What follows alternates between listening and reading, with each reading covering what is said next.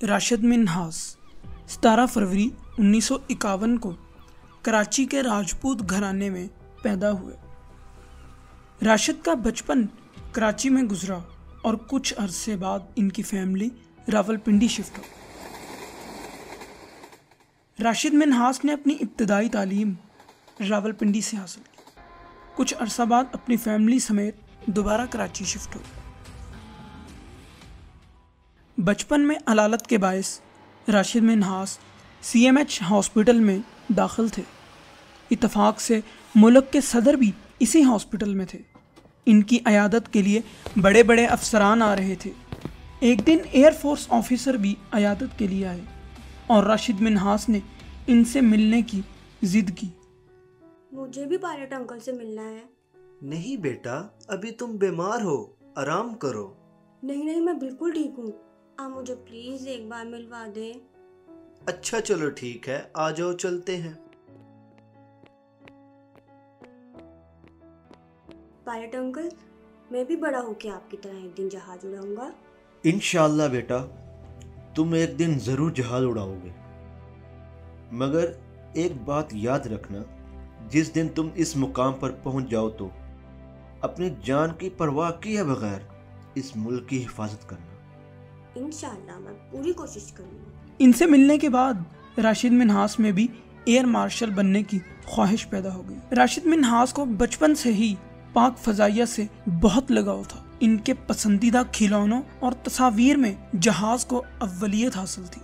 دوران کھیل بھی وہ جہاز کی آواز سن کر رک جاتے تھے۔ بچپن ہی سے انہیں جہاز کے ماڈل اور مشینری سے حد درجہ دلچسپی تھی۔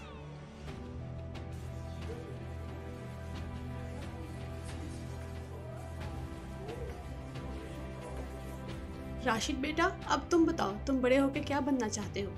ٹیچر جی، میں بھی میجر عزیز بھٹی اور طفیل محمد کی طرح بہادر بننا چاہتا ہوں، جنہوں نے ملک کی خاطر اپنی جان کو قربان کر دیا اور شہادت کے عظیم رتبے پر فائز ہوئے۔ راشد منہاس کے والدین اسے انجینئر بنانا چاہتے تھے، مگر راشد منہاس ایئر فورس میں جانا چاہتے تھے۔ راشد، میں چاہتا ہوں تم انجینئر بنو۔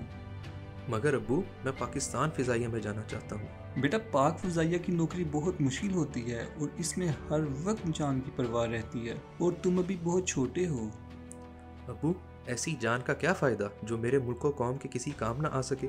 ابو، میں دشمن کی آنکھوں سے آنکھیں ملا کر شہادت کا عظیم رتبہ حاصل کرنا چاہتا ہوں، کیونکہ شہادت کی موت اس جہاں میں بھی اور آنے والے جہاں میں بھی انسان کو سرخرو کر دیتی ہے۔ راشد منہاس نے اپنی والدہ سے اجازت اور دعائیں لی اور ایئر فورس میں ٹیسٹ دیا۔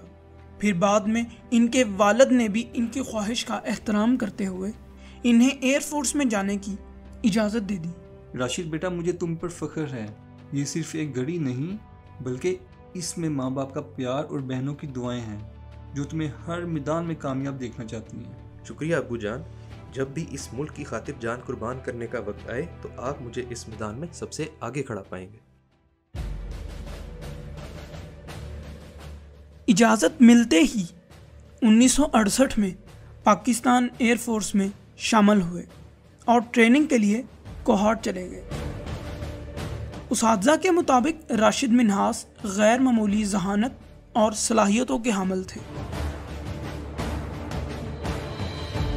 بہترین کارکردگی کی بنیاد پر انہیں اسپیشل اینڈ ہائر ایجوکیشن کے لیے رسالپور بھیج دیا گیا۔ جون 1970 میں پشاور یونیورسٹی سے BSc کا امتحان پاس کیا۔ اپنی تعلیم کو مکمل کر کے 13 مارچ 1971 کو پائلٹ آفیسر بن گئے۔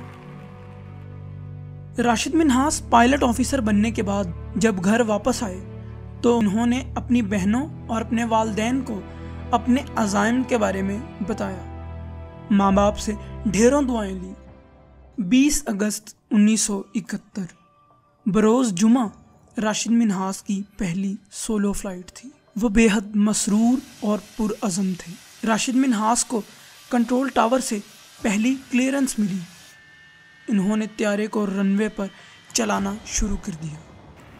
ابھی طیارہ رن وے پر ہی تھا کہ انسٹرکٹر فلائٹ لیفٹیننٹ مطیع الرحمان ٹریک کے نزدیک پہنچے اور کار سے اتر کر راشد منہاس کو طیارے میں خرابی کا سگنل دیا۔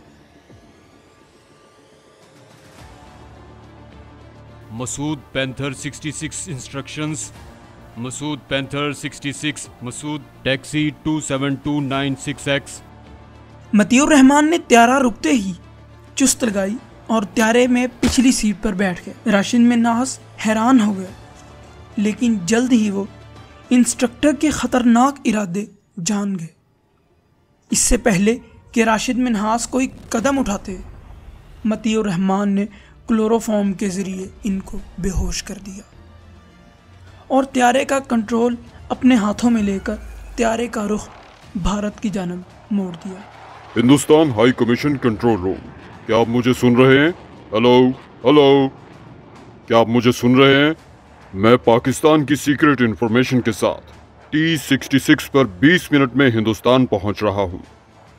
سر، ایک طیارہ P-66 ہماری اجازت کے بغیر پرواز پر جا رہا ہے۔ کچھ دیر بعد ہوش آنے پر راشد منہاس نے فوراً کنٹرول ٹاور سے رابطہ کیا اور طیارے کے ہائی جیک ہونے کی اطلاع دی۔ Panther 66 is hijacked. Repeat again.